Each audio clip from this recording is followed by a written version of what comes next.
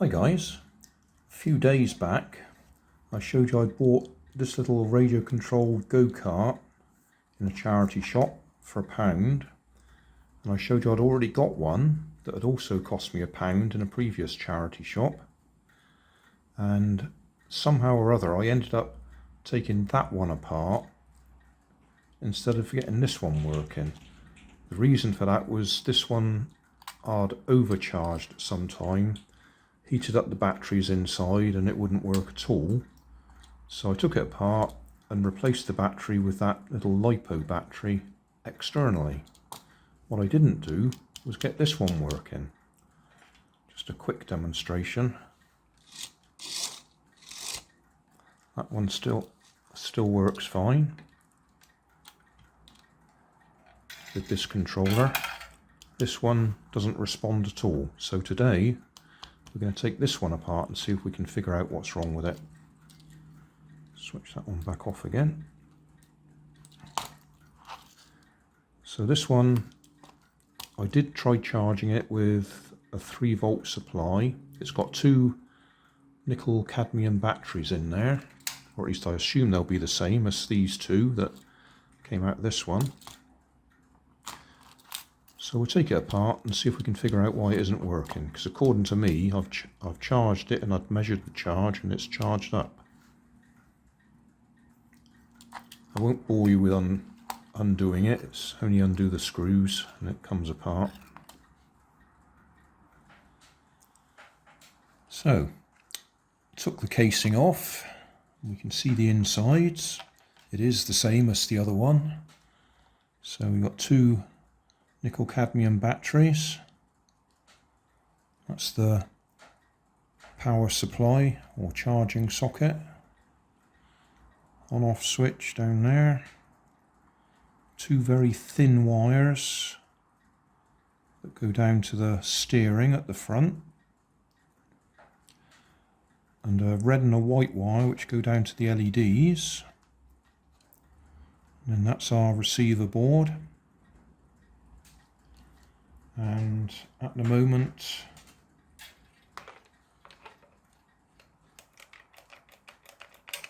nothing. We are still switched on. So I have already checked this before I took it apart, but we'll do it directly on the batteries.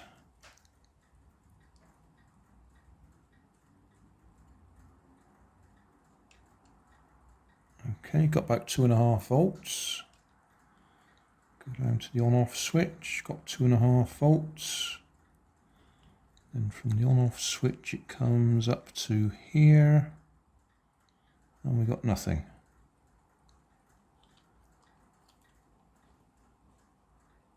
If I go the other side of the on-off switch, which you can't see because my fingers are in the way, we've got nothing. If I short out the on-off switch, and then it looks like all that's wrong with this is the on-off switch is faulty.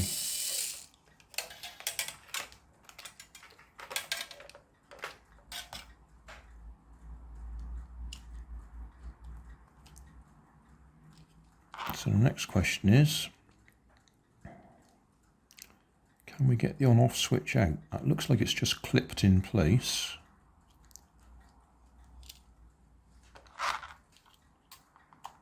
I suppose we could try helping it a little bit.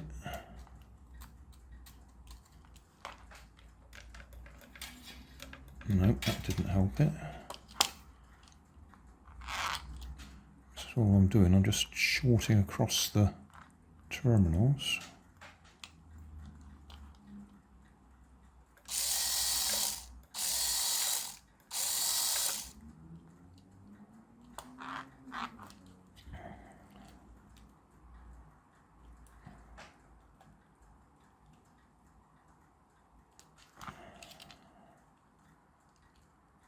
I might be able to push it out with a bit of effort. Is that moving? Yeah, I think that's moving.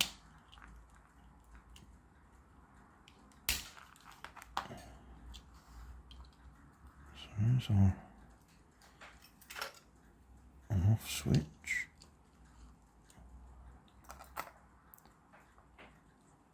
It might be as simple as if I just swap the wires over and turn it round the other way, it might work.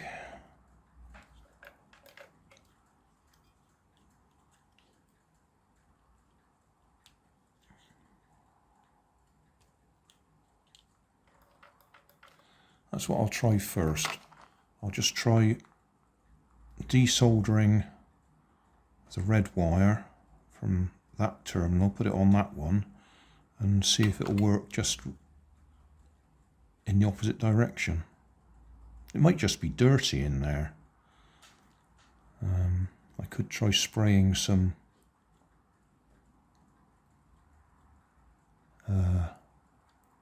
contact cleaner in there. Try that first, I suppose. I bought this Manol contact cleaner on somebody's suggestion a while back, and it's made no difference on any of the items I've tried using it on. That doesn't mean there's anything wrong with the contact cleaner, but it hasn't made any difference on anything I've tried it on. Oh, you shouldn't get it on your fingers.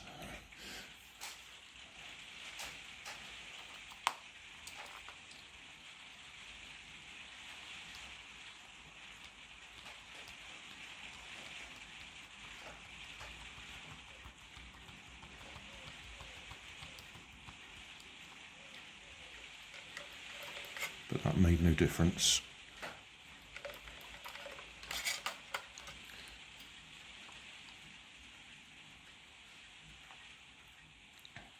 Right, that's what I'll do then. I'll get my soldering iron and I'll move the red wire over to the other side and see if it works when it's off instead of on, if that makes any sense.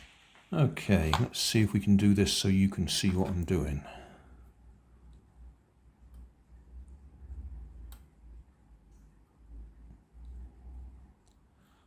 Let's get the wire off.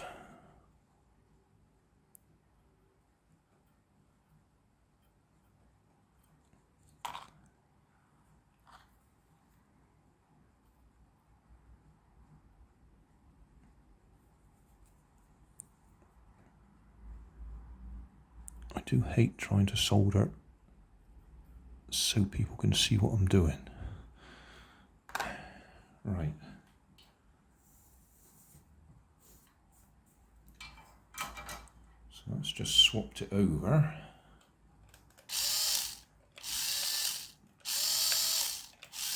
And now it works.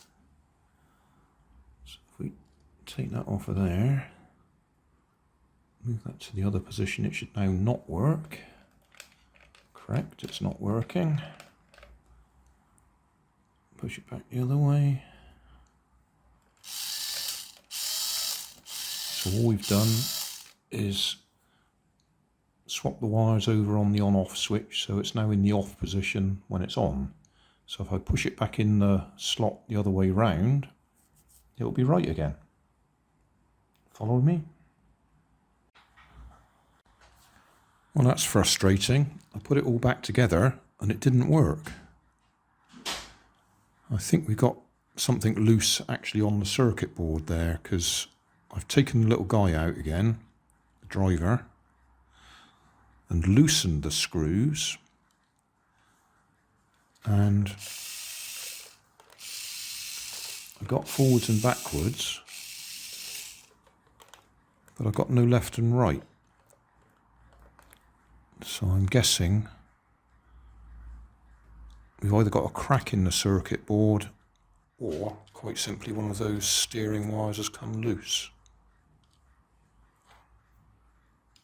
I don't know if you can even see the steering wires. It's not the red and white you can see there, it's these very thin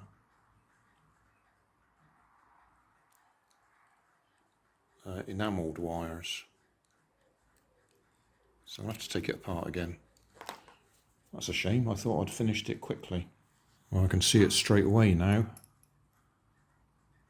This wire is completely loose. So when I've been putting it back together, I must have pulled it or something, and disconnected it from where it should be, which I think is probably just here. I think we're okay. If we look at the circuit board, we can actually see it's got L and R on it there. So I think we'll be okay. L and R for left and right for the steering. So we've got to get that bit of wire back on the right one. Looks like success.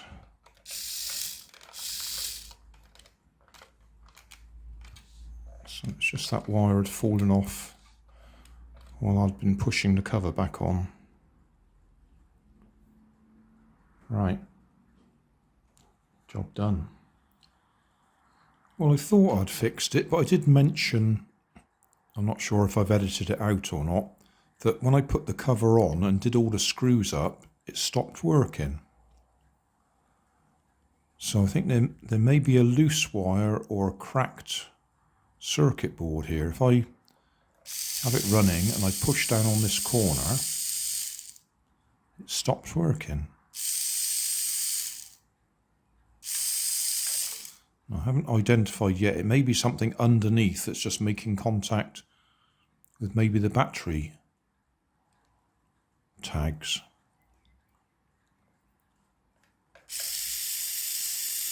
Yeah, if I pull it up, it doesn't stop. If I push it down, it stops. I reckon something's shorting out underneath. Well, I haven't found anything specific. If I pushed my thumb on this corner, it would stop working. But I've taken the circuit board off, moved all the wires around a bit, because I assumed somewhere something was shorting out. And now if I push in that corner, it keeps working. So I can only imagine that there was some wires trapped underneath, that when you push down on that corner, it was actually going through the insulation and shorting things out. But I can't reproduce it now, so I think I've cleared it simply by taking it apart and moving the wires around a bit. So I'll put it back together again. So now the new one works. The only thing is this controller, the left and right, is reversed, of course.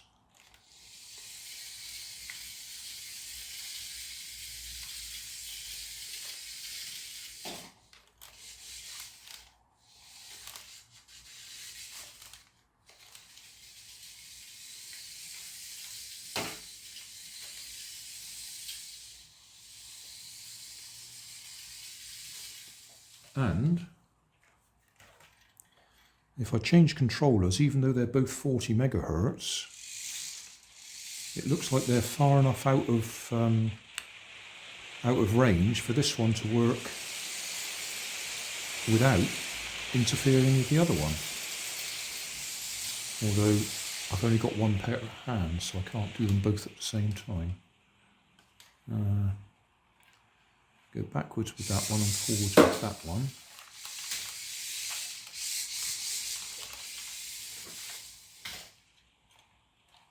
Oh, lost that one. Why have I lost that one? Out of range. Okay.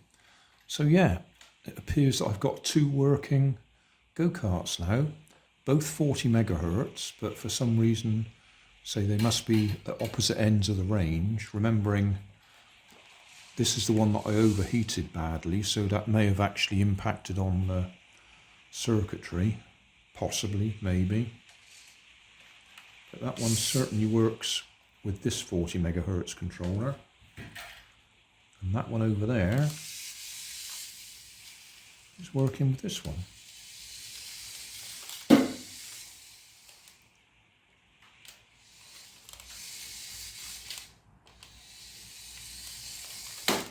I'll say, unfortunately, left and right is reversed.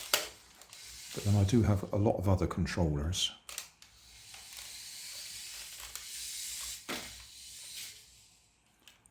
So I'm fairly pleased with that. That was quite frustrating working on that one though. And so that final fault, I think there was just a couple of trapped wires somewhere that were actually shorting out when I put the cover back on. And having taken it apart, moved everything around a bit, that's now clear. Thanks for watching. If you want more information, check down below in the video description. If you like this video, you might like this one up here. And if you want to subscribe, you can check out my channel over here. Up here is my latest video on my channel, and down here is a video playlist associated with the video you've just watched. Thanks again for watching.